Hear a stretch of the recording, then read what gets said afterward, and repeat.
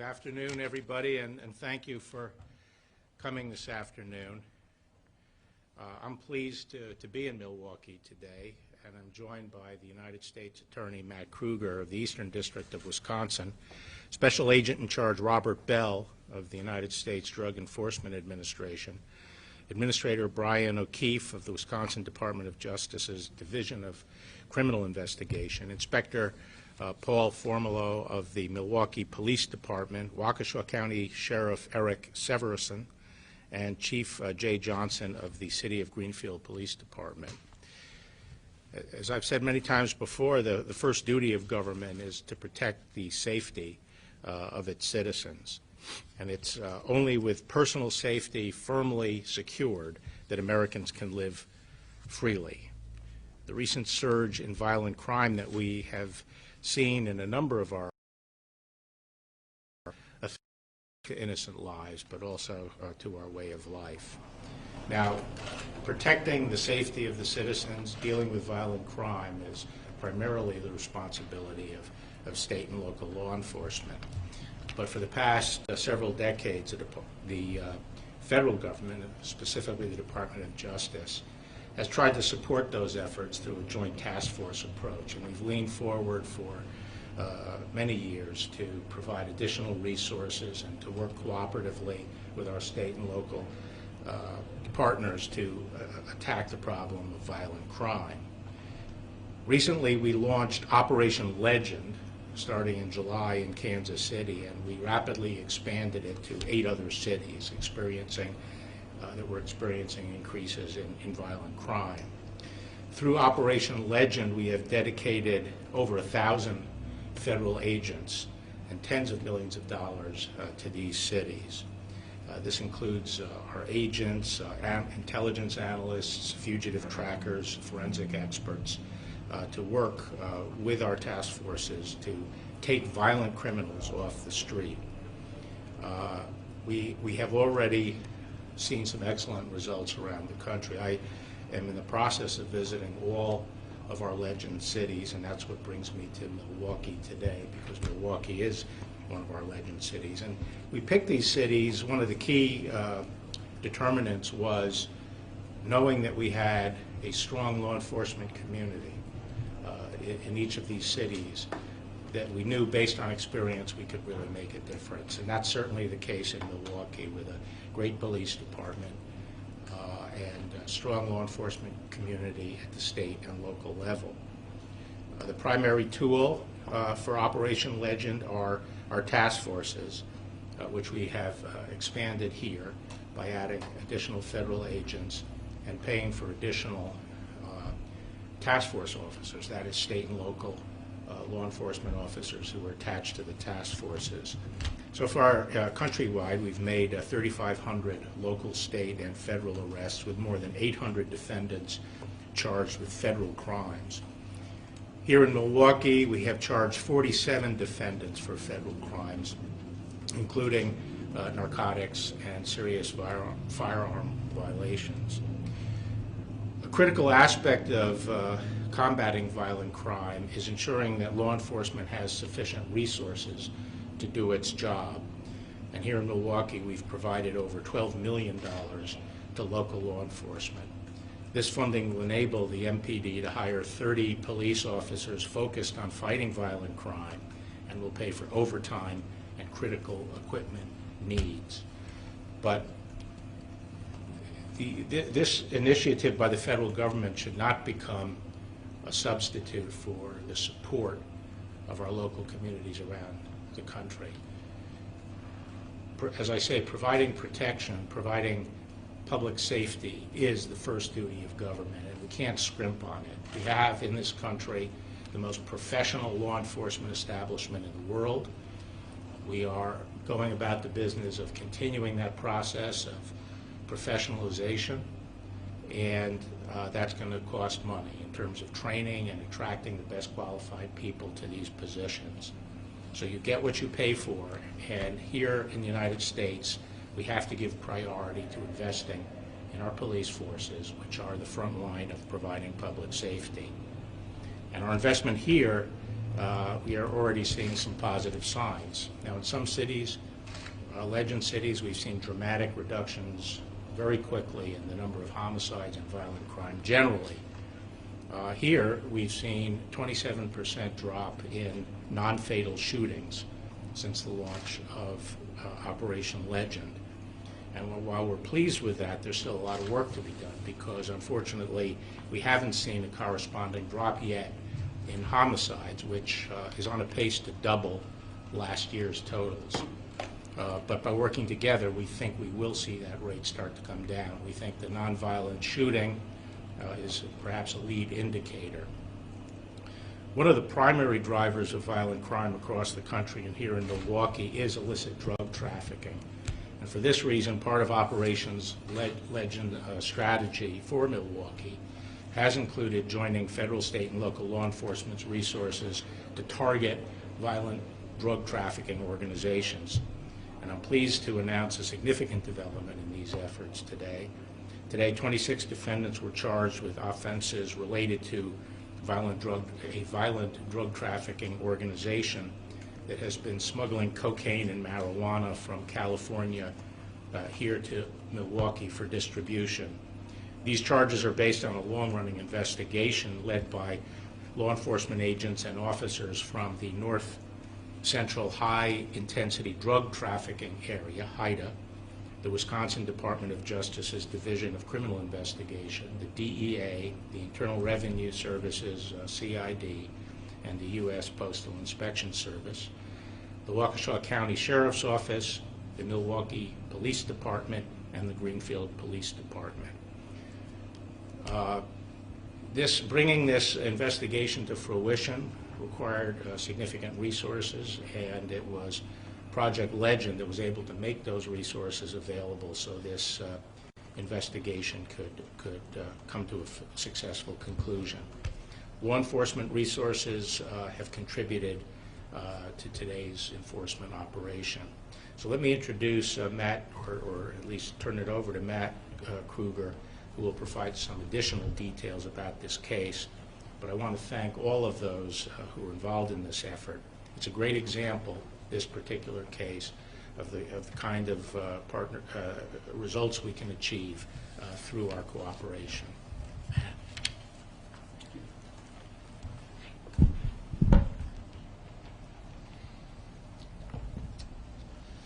Good afternoon. I'm Matthew Krieger, the United States Attorney for the Eastern District of Wisconsin, and it is my privilege to welcome Attorney General Barr to Milwaukee and to Wisconsin. Under his leadership, the Department of Justice has focused intensely on reducing violent crime and making Milwaukee safer. I want to especially thank him for the resources that he has helped muster to Milwaukee.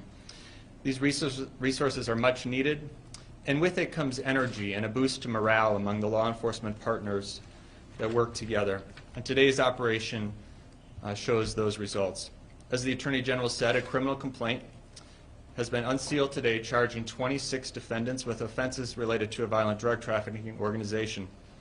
It trafficked multiple drugs, including cocaine, heroin, and marijuana from California for distribution in the Milwaukee area. As alleged, after distributing drugs in the Milwaukee area, certain defendants shipped drug proceeds through the United States Postal Service to co-conspirators in California. Multiple defendants possessed and brandished firearms during the course of this drug trafficking conspiracy. Included among the defendants is Luis R. Perez III, also known as 8-Ball. As alleged, he is a Mexican posse gang member and the leader of that organization here in the Milwaukee area. Several other Mexican posse gang members have also been charged and arrested, including Manuel Soto and Antonio Rodriguez. Two California-based defendants, Julian Sanchez and Miguel Sarabia, are alleged also to have supplied drugs for distribution from California. It took a multi-agency operation, which occurred this morning in Milwaukee and in the northern and central districts of California. It involved the execution of over 24 search warrants. Over 120 law enforcement officers from over 16 different agencies participated in the operation. And as recent attacks on law enforcement have shown, these are dangerous operations. The officers who participated this morning put themselves in harm's way for the safety of Milwaukee, and we're grateful to say that nobody was injured. As a result of this operation, there have now been 22 defendants in custody. In addition, officers have seized at least 33 firearms, and as the work continues, it may get closer to 40 firearms, including a firearm that would have been stolen from the Milwaukee Police Department and was recovered in California. As part of the operation, officers also recovered over 700 grams of heroin from one single location, as well as additional heroin, cocaine, and marijuana from other locations. Currently, agents have recovered approximately $170,000 in U.S. currency. We have a few photographs from the operation here under the case style, the United States versus Luis Ray Perez III. These firearms on the left, as well as ammunition and other accessories, as in suspected heroin on the right. Additional firearms that were seized in this operation, and then a third slide as well, showing additional firearms that were recovered in this operation. All defendants are charged in a conspiracy to distribute at least 5 kilograms of cocaine or 1,000 kilograms of marijuana. If convicted, the defendants face a mandatory minimum of 10 years in federal prison and up to life.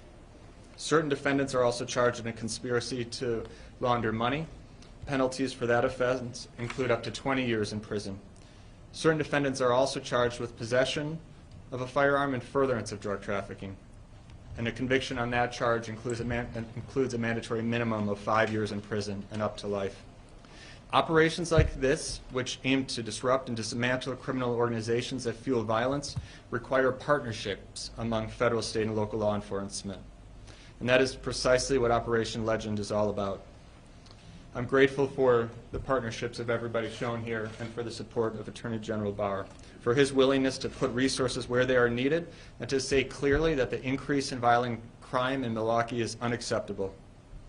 We're resolved to work together with our state and local partners to make Milwaukee a safer place for all of its residents. I'll now turn the podium back to Attorney General Barr to answer questions. Okay, can we take any questions? Sure. Attorney General, one Yes. additional. I'm sorry, I'll get with you. Mr. Barr, were you, when you were talking about this being strong law enforcement, were you by chance criticizing Milwaukee's mayor who was proposing in his budget a reduction in police positions?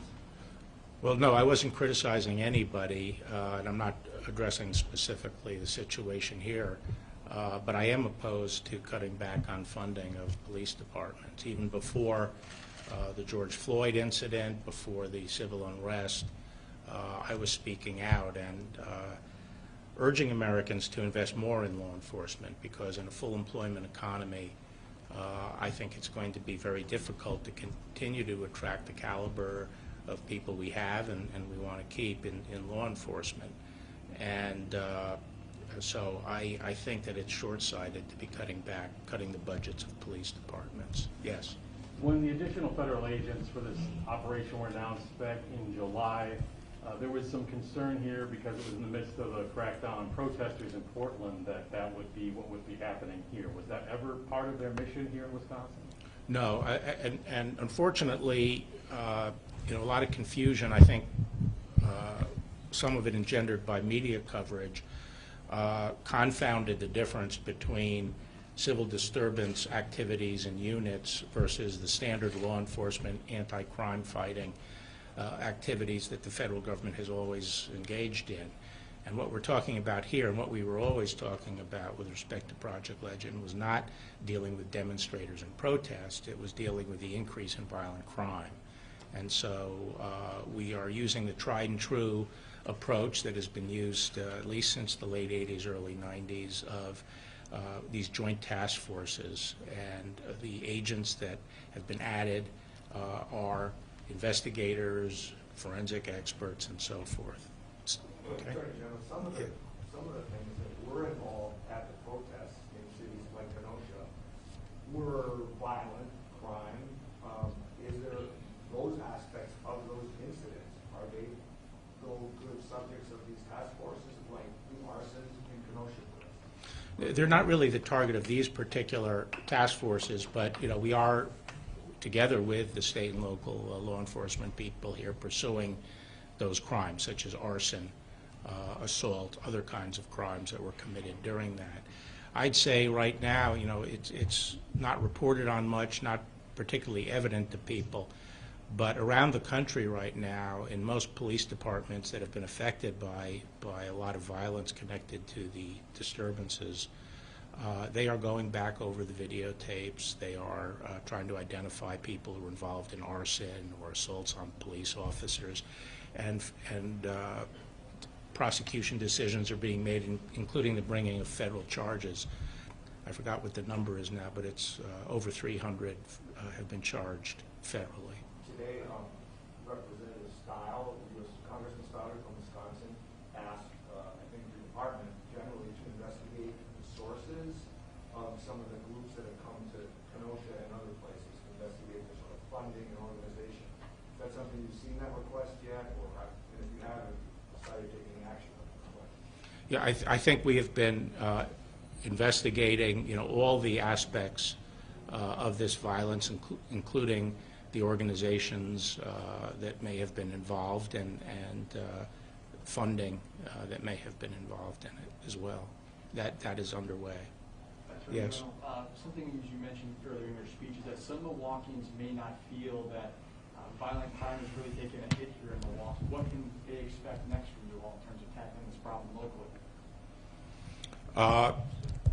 They can expect us to invest in success, and as we see some of the non-violent, the non-fatal shootings go down, I think we're going to continue to press as hard as we can. I was just discussing what we're going to do with our 9 cities now. Originally, we had a short time frame for augmenting the resources, but now we're going to extend it because we are seeing some good results. And as long as we're taking chronic violent offenders off the street, we're going to double down and continue to push. And additionally, something you've also said is that there has been this national cry to defund law enforcement. It sounds like that's obviously something you strongly disagree with. What do you tell those people who live in this community who say you're not supporting what we want? I would say that some communities that have not supported their police are now losing their police, and the police they have are not, for obvious reasons, willing to put their life on the line and take extra risk if they don't feel they're going to be supported. And now we're seeing some of the populations in those cities calling for the police. So I think it's just irrational to want to defund the police. It's like it's like the United States disarming unilaterally. Protecting the people is the first duty of government. Federal Judge Conley ruled yesterday about giving more people more time to return absentee ballots. Have you seen that decision? You can talk in general about the election and legal security going into it. Well, I'm not going to discuss that particular opinion and the situation in Wisconsin. Obviously, I've been outspoken and concerned about, a last-minute shift to universal mail-in ballots because I think our country is very closely divided, and I think we should be taking steps to assure people of the integrity of the election, not creating situations where people might feel that fraud was involved or that they can't have faith in the outcome of an election. What this country has going for it more than anything else is the peaceful transfer of power, and that is accomplished through elections that people have confidence in, and so we should be doing everything to support that confidence. How specifically do you feel that Operation Legend is going to help curb the homicides here in Milwaukee?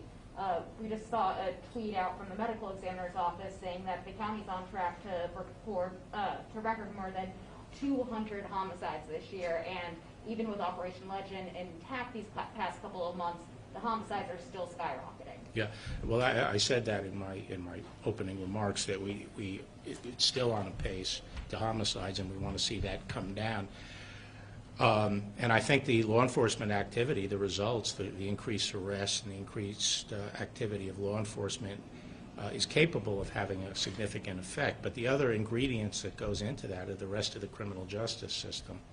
For most of the time I've been involved with law enforcement, I think it's been pretty constant that the police do a good job, the police level of law enforcement. But I think the system that's supposed to back them, the court system, has largely failed and is rapidly returning people to the streets, and that's in some places in the federal system, some places in the state system. And so one of the drivers of crime, I think, right now has been the release of prisoners, who have violent records, as well as the disposition of judges not to keep people on pretrial detention who are threats to the community. And I think that is fanning a lot of the crime, because violence is, predatory violence in particular, is not something that just pops into somebody's head. Usually they have a long history of violence. So I think that the strengthening the police level of activity is sort of table stakes. You have to do it if you're going to decrease crime. But I think we also need to address the rest of the criminal justice system, which is taking a weaker and weaker approach to dealing with violent offenders. A lot of the crime in this city are committed by people who have long criminal history records and are out on parole or probation, or haven't been detained before trial, notwithstanding their long criminal histories of violence. Is there anything the average person can do to support you in your mission? Obviously, they're not going to go door knocking with you guys, but if they agree with what you want to do, how can they help? Well, by supporting their police departments and those involved in law enforcement in their communities. I've said this many times, which is during the Vietnam War, people spat on soldiers and called them names, and because of the intensity of political feeling during that period.